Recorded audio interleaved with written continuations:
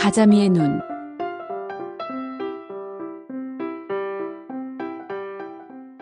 퇴근길에 아내와 대전백화점 앞에서 만나기로 약속해놓고 나는 직원 토론회가 끝나기를 눈이 빠지게 기다렸다.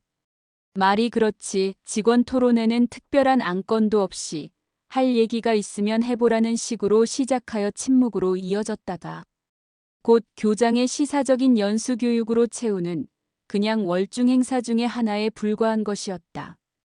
60여 명의 교사들은 상부에서 지시한 내용을 근거 삼아 마련한 홍보 교육에 식상하여 듣는 둥 마는 둥 하기 일쑤였는데 교장도 그것을 별로 나무라지 않았다.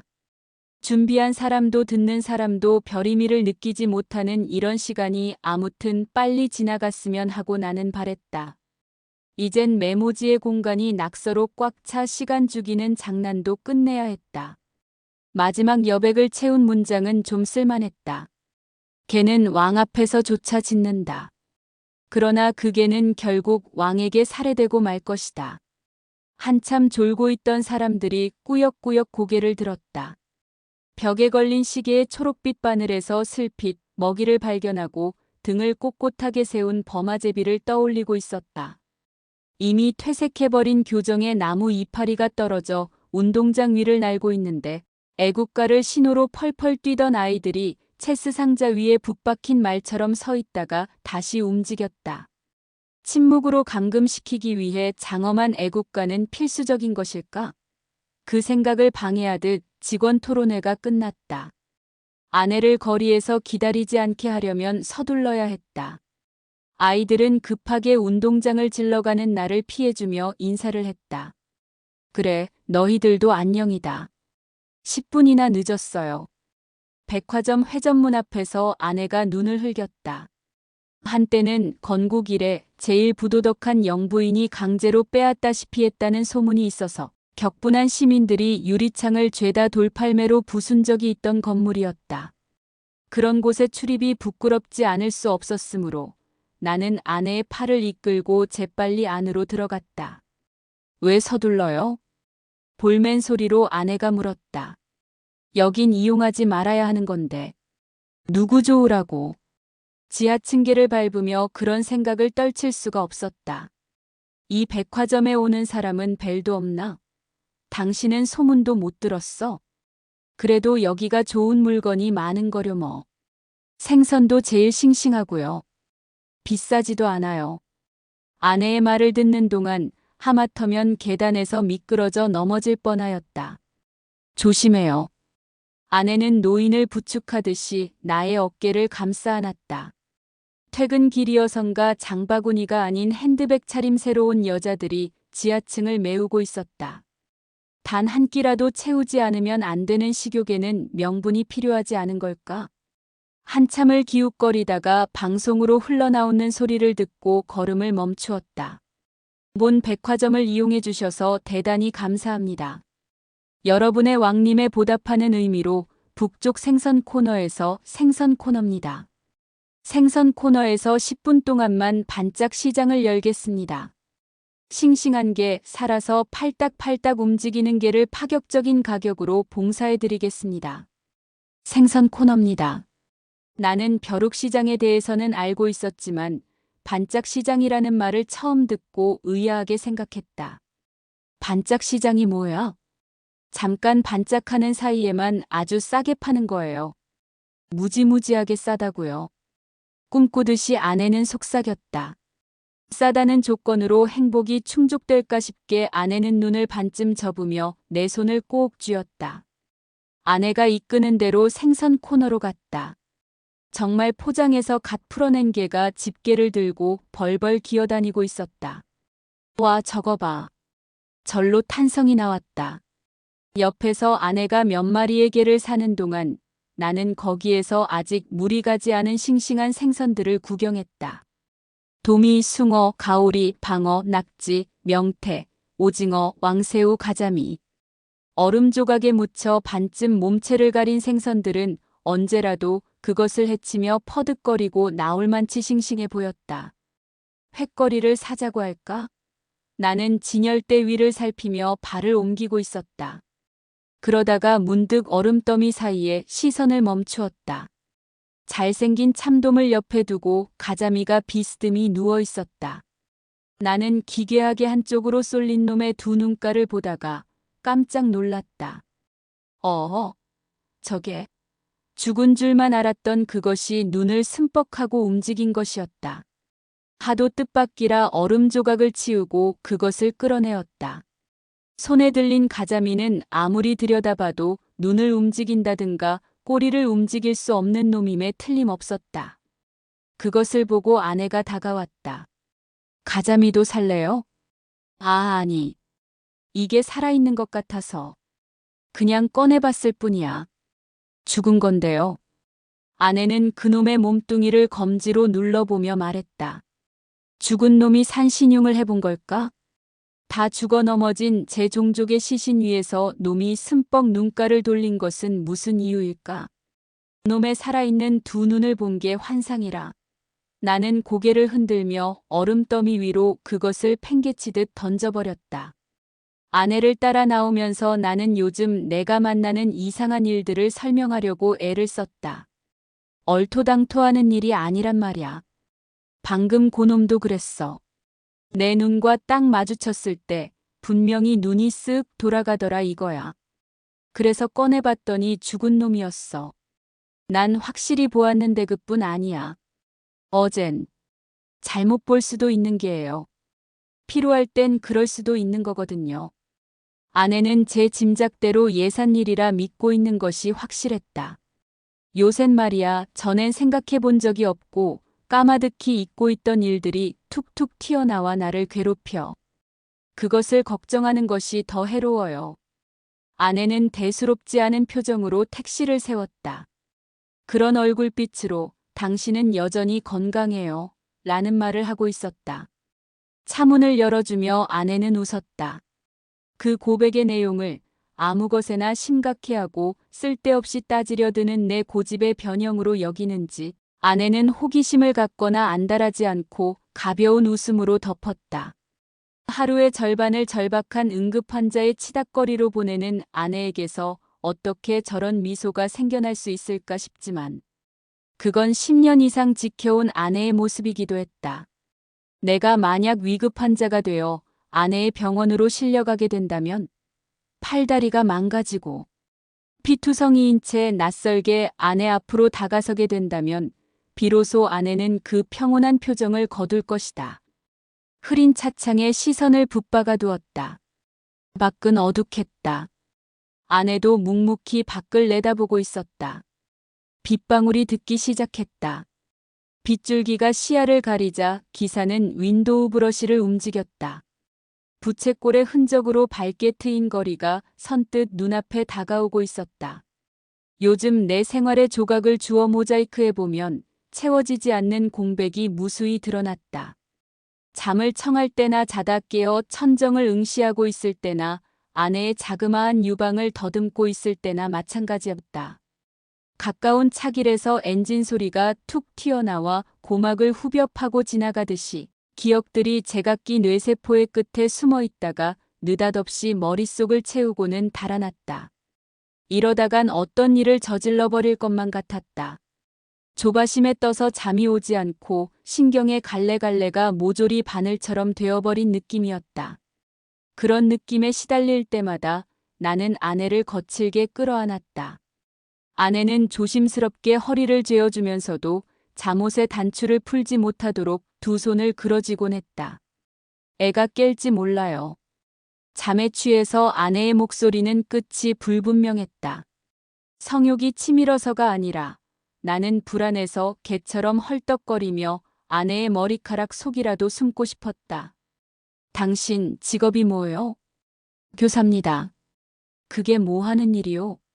몰라서 묻는 거요? 난 아이들에게 가치관을 가르치고 있어. 어둠 한가운데서 나는 사지를 묶인 채 신문당하고 있었다. 그래요? 웃기는 일을 하는군. 아, 너무 긴장하지 마시오. 당장 해치진 않을 테니까. 말하는 사람의 얼굴은 볼 수가 없었다. 단지 목소리뿐이었다. 그 목소리는 무참히 위압적이었다. 나는 이유 없이 눈꺼풀에 와닿는 두려움을 느끼며 불안해하였다. 자신의 의지에 상관없이 그저 끝장나버리는 것을 두려워하지 않을 사람이 있을까? 개죽음은 싫다. 나는 이를 사려 물었다. 그러나 그 같은 오기를 무른 잇몸으로 떠받치기엔 부족했다. 아예 체념하는 편이 나으리라. 감은 눈 위에 내가 만든 20호의 화폭에 남긴 젊은 나부가 환영동물처럼 누워있고 이윽고 그 살 속에 쏟은 수많은 붓자국의 감미로움이 퇴조하면서 하나의 광물질로 쇠락해가는 것이 보였다. 전공은 미술입니다. 취미는 잘 모르겠습니다. 그냥 이것저것 남하는 것 따라 하는 정도입니다. 축구도 하고 바둑이나 낚시도 즐기는 편입니다. 당신 혁명가요? 아닙니다. 그럼 용공이군. 아닙니다. 평범한 시민입니다. 평범하다고? 그렇지 않지. 당신은 매우 위험한 사람이란 말이오. 아주 부정적인 인물이지. 사람에게는 적어도 두 가지 유형이 있어. 하나는 조직의 가치를 믿는 사람이고 다른 하나는 믿지 않는 사람이지. 전자는 조직에서 인정을 받으려고 애를 쓰지만 후자는 대개 자기 독단 속에 숨어버리는 경향이 있다고. 사회적인 동물이 사회성을 부정하면 어떻게 되겠소? 결국 파멸을 초래하지. 그런 의미에서 당신은 후자에 속한다고 할까? 이제 당신의 죄를 알겠소? 당신은 건방지게 정당한 권력의 힘을 부정했어. 전 아무 일도 한 적 없습니다. 아내와 외동딸과 한두 친구를 가진 평범한 사람으로 학교에서는 아이들을 가르치고 취미로 시간을 죽이는 푼수에 가까운 사람입니다. 아이들을 선동하지도 않았고 더욱이 남을 해코지한 적은 맹세코 없는 사람입니다. 그것도 매우 잘못된 거란 말이요. 가치관을 가르친다면서 그 자체가 우리에겐 역겨운 일이란 말이요. 의식이 깨면 반역을 할 테니까. 당신 잘못을 아직도 모르겠소? 그 말이 끝나고 잠시 후 나의 팔뚝에 통증이 실려왔다. 담뱃불이었다. 컴컴한 방 안에 살타는 냄새가 향처럼 번졌다. 고통스러운 것은 팔뚝 위로 퍼져오는 통감이 아니라 더러운 흔적이 남는다는 수치감 때문이었다. 만약 손발이 풀려 있었다 하더라도 그 학대의 재래를 벗어날 수가 있었을까? 그곳은 이상하게 내 방을 닮아 있었다. 캠퍼스가 희미하나마 벽 왼쪽에 걸려 있고 그 밑엔 딸아이의 인형 딸랑이가 플라스틱 장구를 목에 걸고 있는 것이 보였다. 나는 내 팔을 태우는 불이 꺼지기를 기다렸다가 개새끼들 하고 욕을 뱉으며 방바닥에 머리를 지시겠다. 자, 흥분하지 마시오. 우리는 당신의 그러한 점을 못마땅하게 여기고 있소. 모든 게 비우호적인 당신을 그래서 경멸하는 거요. 당신이 우습게 여기는 조직을 정말 훌훌 떠날 수 있다고 생각하오. 우린 당신 하나보다 여럿이 함께하는 조직을 소중하게 여기고 있지. 조직에서의 아웃사이더는 우상이 아니라 곧 처형의 대상인 거요. 당신의 세상? 글쎄 어디에도 없을 거요. 당신 같은 사람이 모여 살면 모르지만 그래도 그곳에서 배견할 수 없을 테지. 당신은 주책 없이 아무 데서나 칼을 빼니까. 너무 자신을 믿지 마시오. 자신을 대단하다고 믿는 사람은 남을 믿지 못하는 습관이 있거든. 나는 그의 말을 거의 듣지 않았다. 그가 무엇을 원하고 있을까 알아내는 게 시급하였다. 이미 나를 유린하고 원하는 대답을 얻기 위해 함정으로 끌고 가는 중이라고 생각했다. 전교사입니다. 그림을 그리는 재주 말고는 아무런 능력이 없어요. 남을 위태롭게 할 힘이 없단 말입니다. 목맥에 애원하였다. 어디론가 끌려가 생으로 매장되기 전에 우선 위기를 벗어나야 했다. 퍼뜩 그 기억이 떠올랐다. 나는 그것을 말해볼 필요가 있었다. 혹시 오해를 불렀다면 그로 인한 것인지도 모를 일이었다. 미리 저에 대해 어떤 정보가 있었는지 제가 상관할 바 아닙니다만 저는 사람을 이해시키려고 사실을 왜곡하거나 은폐하지 못한다는 것을 아셔야 합니다. 생각이 났어요. 그런 오해가 잡담의 일부에서 음담이 섞인 하잘것없는 말의 진위를 가리려는 데서 비롯되었다는 것 말입니다. 점심시간이 되어 우리는 여럿이 자리를 함께 할 수 있도록 책상 하나를 빼어 식탁을 마련했습니다. 대저 풍성한 식탁이란 풍부한 화제를 담보로 하는 것이어서 평소처럼 잡담을 양념 삼아 점심 식사를 하고 있었습니다. 식욕과 성욕이 엇비슷한 것이어서인지 어느 쯤에서 화제가 정력 음식으로 돌아갔는데 인삼과 산삼, 녹용과 영지가 나오더니 지렁이와 개구리와 뱀을 거쳐 고3과 중3에서 한참을 머물었습니다. 박식하기로 알아주는 맹권호 과장이 그때 화제를 비집고 끼어들었지요. 두꺼비란 놈이 어떤 식으로 태어나는지 아나? 봄에 알을 잔뜩 품고 슬슬 기어다니다가 뱀을 만나면 코앞에서 약을 박박 올려놓고 자기를 잡아먹게 한다고. 그걸 먹은 뱀은 두꺼비의 독이 퍼져서 죽고 말지. 그러면 며칠 뒤 따뜻한 양지에서 죽은 뱀의 마디마디를 끊고 두꺼비 새끼들이 튀어나오는 거야. 새끼에게 먹이를 주기 위해 어미가 죽음의 대가를 치른 거라. 그 말을 듣고 저는 맹권호에게 양서류 중에서는 종족 보존을 위해 뱀과 같은 숙주를 갖는 예가 없다고 했습니다. 그랬더니 빙긋이 웃으며 제가 잘못 알고 있다는 겁니다. 자기는 어릴 때부터 귀가 닳도록 들은 바가 있고 또 직접 본 사실도 있다는 거였어요. 저는 그 말에 비위가 상했습니다. 볼 수 없는 것을 보았노라 주장하는 바람에 제 입술이 비틀린 것입니다. 그렇지 않습니다. 두꺼비가 뱀의 몸을 빌다니요? 그가 목에 힘을 주더군요. 그럼 내가 거짓말하고 있다는 거야? 그가 핏대를 올릴수록 저는 냉정하게 잘라 말했습니다. 물론입니다. 또 과학은 거짓과는 다릅니다. 심기가 틀어질지는 몰라도 위증이 못마땅해서 나는 그에게 대들었습니다. 두꺼비는 개구리와 다르지 않게 물가에서 교미하여 알을 낳고 그것이 올챙이를 거쳐 무트로 올라오는 겁니다. 숙주를 거친다는 말은 민간 속설일 뿐이지요. 속설을 진실로 알고 그것을 사실로 확인한 것처럼 말하는 것이 지나친 거죠. 그걸 당신은 직접 본 적이 있어? 교도과장답지 않게 맹권호는 발끈했습니다. 이젠 논리적인 이해를 경험으로 요구하는 거였어요. 학교에서 비교적 신임이 두터운 맹권호의 반응이라 사람들은 수저를 뜯어 말고 나를 질책하는 듯 바라보기도 하고 심지어는 서로 불확실한 것을 왜 한쪽에서 단언하느냐 핀잔했습니다. 그의 감정에 편승하는 사람이 대부분이라 그 자리가 매우 불편했고요. 저는 도시락 뚜껑을 덮고는 자리를 일어서면서 다수의 견해가 반드시 옳다는 주장은 일종의 폭력과 같은 것이라 못 박아 말해버렸습니다. 저기를 품은 저의 선언으로 식탁은 수라장이 되고 말았지요. 그날 말다툼이 생겼던 것처럼 전 동료들과 곧잘 의견 대립을 갖습니다. 논리를 앞세우다가 밀리면 인신공격으로 치닫는 판이라 미칠 지경이지요. 걸핏하면 다 그런 게 아니냐는 겁니다.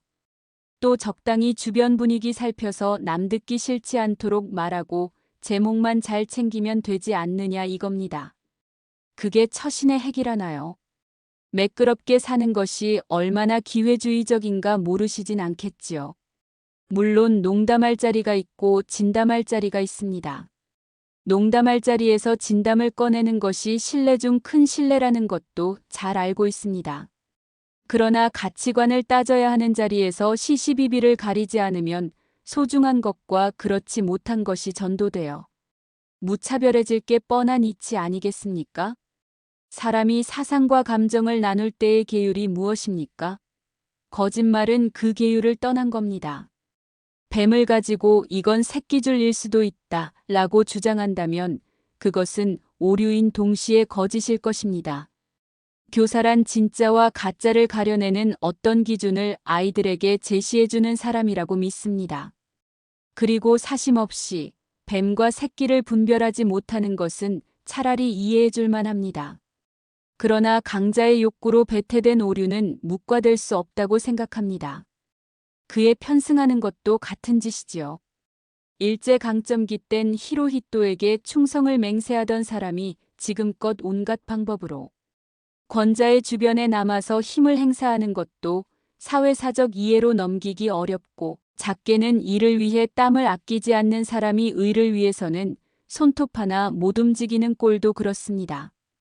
아무튼 적당히 침묵하고 적당히 입을 벌려 대세를 따르는 기회주의자를 보면 원망이 지나쳐 울컥 살기가 침입니다. 그럼 당신은 언제나 무죄인가? 당신이 그렇게 끝까지 선한가? 당신도 이렇게 묻겠지요? 물론 우리 가운데 죄 없는 자가 먼저 돌을 들어 칠 수 있다면 저는 맞아야 할 사람일 것입니다. 내게 대한 실망이 남에게 도취되었는지도 모르겠습니다만 저도 유죄인 줄 압니다. 허나 자책을 하기엔 너무나 억울한 일이 많죠. 세상이 거꾸로 돌아가서 죄인은 머리를 들고 떳떳이 말하고 판관은 거짓에 찬 판결문을 읽으며 부끄러워 방청객의 야유를 제지하지 못하고, 이렇게 잘잘못의 기준을 가리지 못하는 세상이기에 사람은 사람을 사람으로 알지 못하는 빌미가 생기는 겁니다. 나는 그래서 혁명을 해야 한다라고 말하려다가 그 말은 접어두었다. 절 위험한 사람으로 낙인 찍는 건 당연하겠지요.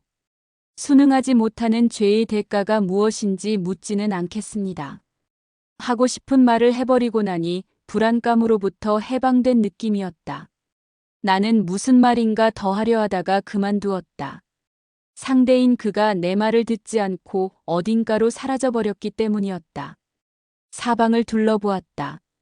지금까지 내 방에 퍼져 있던 육향이 가시고 손도 발도 질곡에서 풀려 있었다.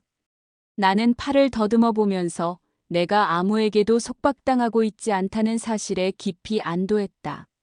지금껏 내가 부드러운 아내의 속살에 기대어 살포잠에 취해 있었던 것까지 확인하면서 선생님, 문 좀 닫아주세요.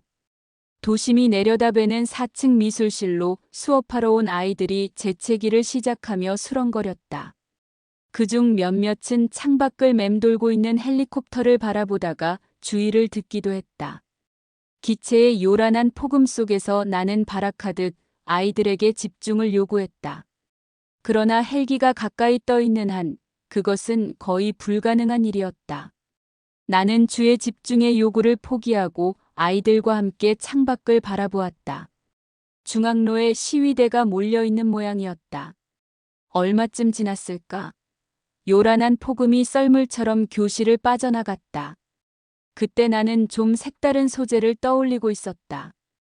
북어 3마리와 모과와 크기가 다른 술병 2개와 푸른 보자기가 탁자 위에서 새로운 배치를 기다리고 있었지만 그것들을 방치해두고 엉뚱한 착상을 했다. 너희들 왜 많은 대학생들이 저기에 모여 최루탄을 무릅쓰고 시위를 하는지 알고 있니? 알 것 같아요. 그럼 누가 말해봐. 아이들은 이런 데서 표현 방법을 몰랐다. 정말 아는 거야? 나는 아이들의 눈빛을 읽고 대답을 기대하지 않았다. 그래, 너희들이 그걸 잘 안다면 벌써 일을 냈어도 한참 냈을 거다. 아이들을 상대로 복잡한 시국론을 펼 수는 없었다. 시간이 충분치 않다. 여기 있는 소재를 쓰지 말고 다른 어떤 것, 이를테면 지금 여러분의 느낌을 어떤 형태로 그려 구체화해보기 바란다. 밖엔 항변하는 시위대도 있고 다른 것도 있다. 지금 우리는 단순히 그림을 그리면서 꽃이 아름답다든가 향기가 좋다든가 하는 따위의 1차적인 미감에 도취되길 거부하고 무엇인가를 찾는 것이다. 단 한 사람의 감동보다는 다수의 감동이 소중하다는 것을 명심하고 작업해주기 바란다. 오늘 그림은 성적과 무관하다. 이 시대에 사는 여러분의 느낌, 예리한 감수성을 응집하여 마음껏 표현해라. 또 이건 참고로 봐두고. 나는 표현주의 화가들의 그림 몇 점과 피카소의 것을 서랍에서 꺼내어 잠시 보여주었다. 이건 현대의 절망감을 극적으로 나타낸 그림으로 뭉크의 것이지. 또 이건 피카소의 것이고. 제목이 게르니카인데 사연이 깊은 거다. 1937년 4월 26일 스페인의 바로크 지방에 있는 게르니카가 프랑코 정권을 지원한 나치 공군에 의해 폭격되어 3시간 만에 2,000명이라는 촌민이 살육되었지. 이 뉴스를 듣고 피카소가 붓을 든 거야. 파시즘에 대한 분노와 조국애를 화폭에 용해시켰다는 사실로도 예술의 가치가 얼마만큼 본질을 증폭시킬 수 있는가 하는 데 기여한 훌륭한 작품이지. 그러나 피카소가 파시즘을 본격적으로 추방시키려 했다면 정치를 해야 했어. 예술은 위대하지만 부패한 권력 앞에서는 약한 거야. 그건 어떤 소중한 가치도 굴절시켜버리고 마니까. 조국 스페인을 정치적으로 구원하지 못했지만 피카소는 훗날인 지금 스페인을 가장 자랑스럽게 할 수 있었다. 자신을 낳았다는 것으로 말이야. 그림 설명을 빨리 끝냈다. 아이들은 매운가스 때문에 재채기를 하면서도 열심히 화폭을 채우기 시작했다. 나는 창밖으로 시내를 굽어보았다. 학생들을 끝까지 잠재울 수 있는 독재자는 없다고 생각했다. 이탈리아를 전쟁 속으로 빠뜨린 무솔리니는 결국 파쇼 정부를 끌어안고 권좌를 지키다가 광장의 전봇대에 매달려가고 비밀 경찰과 고문 정치로 궁을 지킨 이란의 팔레비는 거대한 혁명의 서슬을 피해 국외로 달아나고 필리핀의 마르코스도 마찬가지. 스페인 내란의 주역 프랑코는 가장 부패한 권좌에 앉아 강국 스페인을 빈국으로 끌고 갔으며 브라질, 칠레, 아르헨티나가 그렇고 우리나라는 망명과 살해와 도피의 역사를 거친 탓에 어차피 후유증을 앓게 될 것인데 인과응보를 물리칠 사람은 없을 거다. 저 원망과 분노의 함성을 씻어낼 수 있을까? 나는 주머니에서 쪽지를 꺼내어 연필로 몇 자 적어 넣어 보았다. 사람이 죽었다 하더라. 수천 년 전 죽은 신들의 시신은 온데간데 없고 곱비 풀린 말에 채이어 죽었다 하더라. 벼랑으로만 서서 말을 피한다. 튼튼한 재갈을 손에 쥐고 살았는가? 죽었는가? 당신은 아직 살아있는가? 어젠 꿈에서 거꾸로 달리는 말에 시뻘건 혀를 보았다. 나는 모르오. 날 죽여도 나는 모르오. 누가 남영동 칠성판에 주리를 틀리고 누가 옥상에서 분신을 했건 다 죽어도 나는 모르오. 말세라도 맘먹기에 따라 우리들의 천국, 나는 모르오. 내가 죽어도 나는 모르오. 깨 같은 나는. 아래층에서 5교시를 끝내는 차인벨 소리가 미미하게 들렸다. 연달아 2시간을 소요하는 시간이라 아이들은 거의 그림에 몰두하고 있었다. 나는 탁자 위의 소재들을 푸른 보자기에 싹 캐비넷에 집어넣었다. 특정한 구성의 배려도 없이 연필로만 쓱쓱 그려가는 아이들이 대부분이었고 군데군데 불투명 수채화 물감을 찍어 바른 아이도 있었다. 덜어는 저희들끼리 쏙닥거리며 의논도 하고 아무튼 진지한 자세인 것만은 확실했다. 종료 시간 20분을 남겨두고 나는 아이들의 작업을 마무리시켰다. 거개가 미완성이었다. 그들 그림 중에서 무차별하게 6점을 뽑았다. 그리고 그것을 칠판에 세워놓고 주목하게 했다. 장난스럽게 표현했다 하더라도 제각기 의미를 가질 수 있다는 기대에서였다. 그 때문에 간헐적으로 웃음소리가 터졌지만 개의치 않았다. 이것을 보고 우리의 느낌과 작가의 의도가 어느 정도 차이가 있는 건지 알아봤으면 좋겠는데. 왼쪽 그림부터 작가가 직접 설명해 볼까? 아직 아이들은 부끄러움을 타고 있었다. 자식들 뭘 망설이고 있어? 김성구, 이게 내 거잖아. 마지못해 이름을 불렀다. 아이는 슬며시 일어나 숨을 몰아쉬고는 칠판 앞으로 다가왔다. 고야의 개를 연상케 하는 그림으로 화면을 크게 양분하여 공간 구성을 하고 노란 나팔이 하단부에서 돌출해 나오는 듯한 형태를 취하고 있었다. 우선 이 그림의 제목을 소개하자면 소리 없는 아우성입니다. 여기 빨간색은 사람들의 심장의 고동 소리를 표현해 본 것이고 파란 하늘색에 검은색을 조금 섞어 2위를 채색한 이유는 불안한 심정을 나타낸 것입니다. 그리고 이 나팔은 무언의 함성으로 지난번 선거 유세 때 노란 깃발을 흔들며 광장에 서 있던 사람들을 기억하여 그렸습니다. 잘 그렸다고 생각되면 저를 위해 박수를 힘껏 쳐주세요. 나는 성구의 그림에 흔쾌히 동감했고 아이들처럼 박수를 쳐주었다. 짐작컨대 색상과 구도가 난삽하지 않고 고등학교 2학년의 상상력치고는 사뭇 대견스러울 정도였다. 그 다음은 지시가 다 떨어지기도 전에 지은철이 나왔다. 그것은 화장실 벽에 휘갈겨 놓은 낙서와 흡사하여 처음부터 파란을 예고한 것이었는데 그 녀석은 여기서 넉살을 떨 요량인 것 같았다.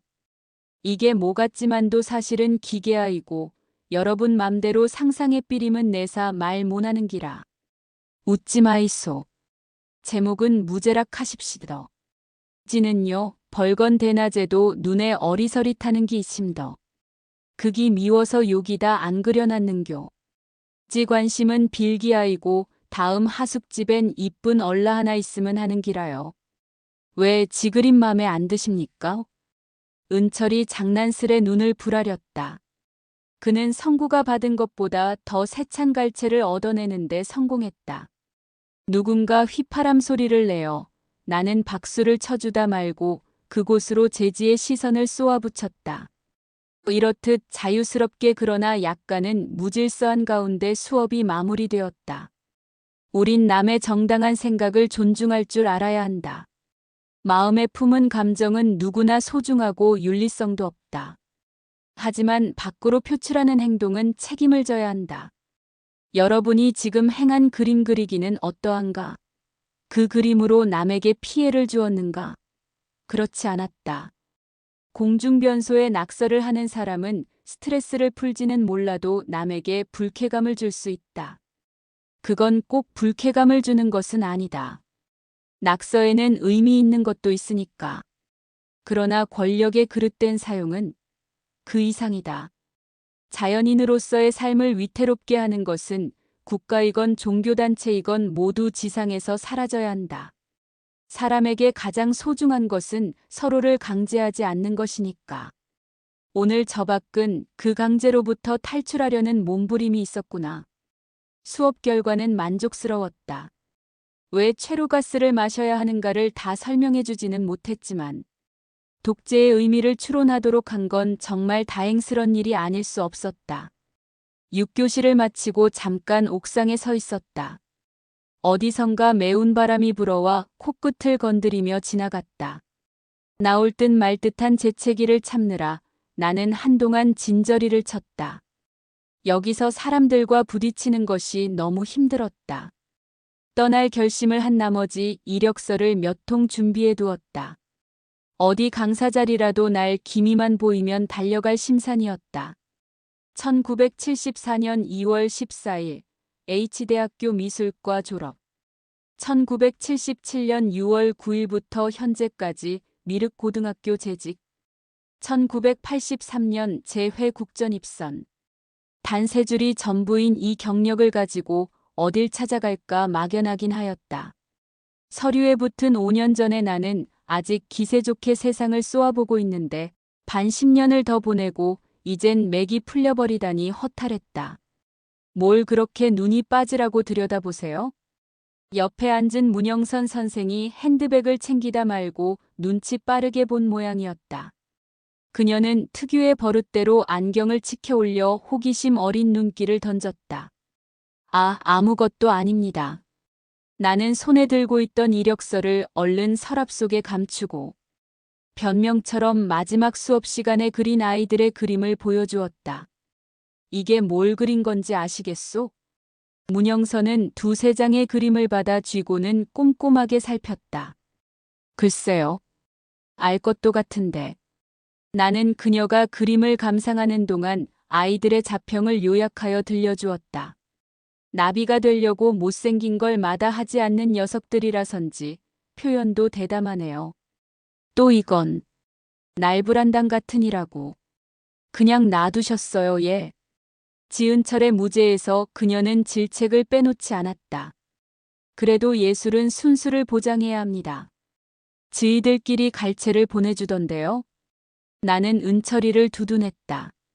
그녀는 어깨를 추스려 동조할 수 없음을 나타내 보였다. 선생님, 상담실로 가보세요. 교감 선생님께서 찾으시던데. 사환아이가 쪼르르 달려와 문영선과의 대화를 가로막았다. 나는 상담실의 호출이 별로 유쾌한 일이 아닐 것이라 예감하면서 자리에서 일어섰다. 그리고 천천히 2층으로 올라갔다. 예감과 달리 교감은 밝은 표정으로 나를 맞이했다. 그러나 피우던 담배를 재떨이에 비벼 끄는 그의 손끝이 약간 떨리고 있다는 걸 알아챈 순간부터 나는 경계심을 갖지 않을 수가 없었다. 윤 선생은 교실에서 아이들에게 정치 문제를 논하십니까? 네, 수업을 하다 미술의 문제에서 사회 문제로 넘어가는 경우가 있었습니다만. 실은 아까 교실을 둘러보다가 우연히 복도에서 윤 선생 수업의 일부를 듣게 되었어요. 아이들은 아무것도 모르지요. 또 모르는 것이 아는 것보다 훨씬 나으리라는 판단이 서기도 합니다. 나는 윤 선생 개인의 정치적 신념을 아이들에게 억지로 심어서는 안 된다고 생각했어요. 누가 잘하고 못하는지 정치란 건 세월이 지나 역사에게 물어야 하는 게 아니겠어요? 젊은 윤 선생 생각과 이 늙은 사람의 생각이 다른데 윤 선생의 견해가 과연 옳은 건지 누가 판단할 수 있겠냐 이거예요. 아이들에게 옳은 길을 가르치려는 걸 나무라는 게 아니라 한번 생각해 보자고 부른 겁니다. 괜히 그러다가 문제가 생기면 그 화를 면할 수는 없을 거예요. 전에 이 학교에서 근무하던 선생님 한 분이 좋지 않은 데에 불려가 그만두게 된 것도 아시지요? 그게 어디 본인만의 일이겠어요. 여러 사람에게 피해를 주고 본의 아니게 학교에 누가 되는 거지요. 그러니 자중하시는 게 좋을 것 같아서 부탁드리는 것이니. 나 요즘 뭐 모르고 민주주의 운동한다고 날뛰는 애들 눈꼴 셔서 못 봐줍니다. 이들이 언제부터 그랬는지 원. 걸핏하면 화염병에 강목들이 되고 목청 높이는 놈들. 옛날 빨갱이가 하는 짓하고 뭐 다릅니까? 정말이지. 누가 싹 쓸어가 버렸으면 좋겠다할 정도로 욕지기가 납니다. 학생이면 공부나 하면 되고 노동자라면 열심히 일하면 되고 또 교사면 열심히 가르치면 됐지. 왜 몰려다니며 엉뚱한 짓거리를 하냐는 겁니다. 누가 정치를 하더라도 아래에선 분수를 지켜야지요. 날뛰어서 해결될 일입니까? 일방적으로 자기의 생각을 쏟아놓고 교감은 다시 담뱃불을 당겼다. 나는 전에 해직당한 교사가 사회에 대한 개인적 소신과는 무관하게 패덕한 강권과 고문 속의 우연한 조작극에 걸려든 희생자였다는 것을 알고 있었기에 간단하게 대화를 포기해버렸다. 60평생을 그런 방식으로 동전의 양면처럼 지혜의 위상을 바꿔야 한다고 믿는 분에게 더 이상 무엇을 기대할 것인가? 나는 죄송하다는 말만 반복했다. 그리고 상담실을 나오니 진의 간신, 조고가 퍼뜩 머릿속에 떠올랐다. 진시황이 죽자 조고는 황제의 유언장을 위조하여 장자를 죽이고 차자에게 위를 계승시킨 뒤 바른 소리하는 신하를 없애기 위해 묘안을 짜내었다. 그래서 사리분별을 모르는 새 황제는 조고의 말을 믿고 사슴 떨어 말이라 하지 않는 사람을 골라 처단하였다. 선학이 수십 년 걸쳐 얻은 지식을 후학이 몇 년에 깨우치고 전대에 범한 수십 년의 시행착오를 후대에서 간과하지 않으려면 그 우를 즉시 끊어야 할 것인데 분수를 알라고.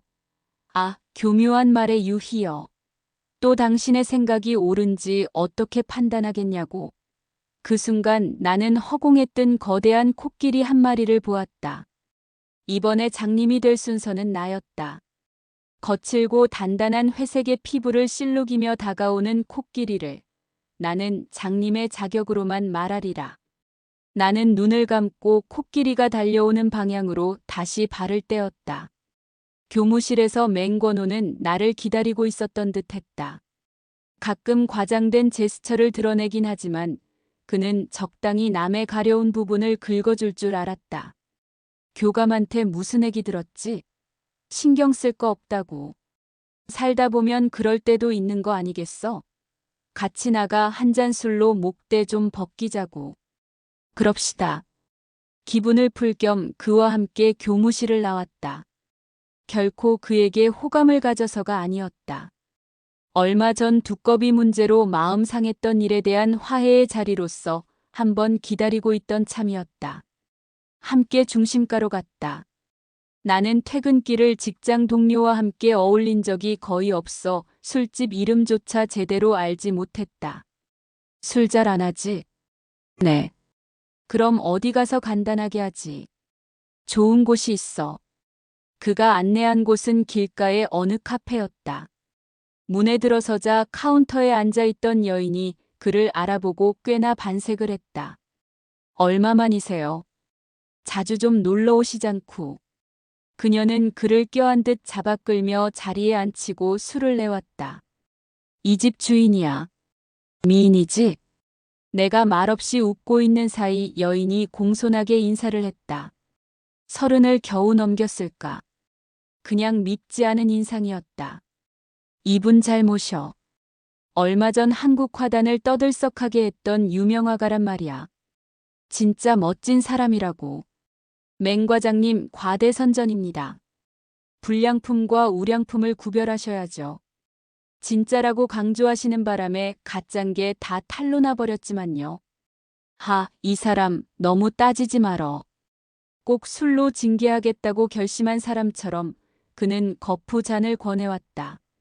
농담과 너털웃음을 떠받치느라 분주하던 여인이 자리를 뜨고 나서 그는 비로소 정색했다. 윤 선생, 나 오늘 기분 좋게 하는 말이요.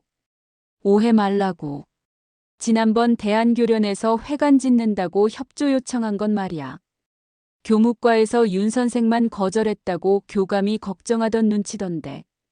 별거 아닌 몇 푼 때문에 설왕설래하는 것 같아서 찝찝하더라고. 나도 처맨 그랬는데 말이지. 그런 거 저런 거 지나고 나니까 이해할 것 같아. 가끔은 비위에 거슬려도 따라주는 척 해봐. 윤 선생은 너무 딱 부러지는 게 탈이라. 누구나 거참 소신 있는 일이다 싶으면서도 서로 눈치 보느라 싫어할 때도 있는 거야. 윤 선생은 앞에 있어서 하는 애긴 아닌데 참 보기 드문 사람이야. 아까울 정도지. 능력 있는 화가이기도 하지만 솔직히 난 윤 선생의 집념과 믿음이 부러워. 그런데 단 한 가지, 우리처럼 그냥 평범한 사람들. 마음을 깊이 이해해주지 못하는 것 같아 섭섭할 때가 있단 말이야. 헛소리를 해도 그러니라 하고 들어주고 속아주고 웃어주면 얼마나 좋겠나. 일일이 반응하는 건 감정의 낭비라고 생각해. 모두 이해해줘. 그래도 우린 결국 험한 세상을 용케 살아남은 공범 아니겠어? 이상하게도 그의 말을 들으면서 걷잡을 수 없는 취기가 밀려왔다. 나는 화장실로 달려갔다. 무엇인가가 자꾸 혀 밑은 둔하게 눌렀다. 토해버려야 할 것 같았다. 변기를 제대로 찾은 걸까 생각하다가 엎어져 등을 꺾고 마신 주량보다 더 많이 속을 탈탈 털어내었다. 눈물이 찔끔 빠졌다. 그렇게 얼마를 계속하고 일어섰을 때 나는 가까이 있는 거울 속에서 한 낯선 사내를 만났다. 그는 살기 어린 눈으로 계속 나를 쏘아보고 있었다. 나는 오랫동안 벼르고 있던 주먹으로 그 사내를 멋지게 한 방 갈겨버렸다.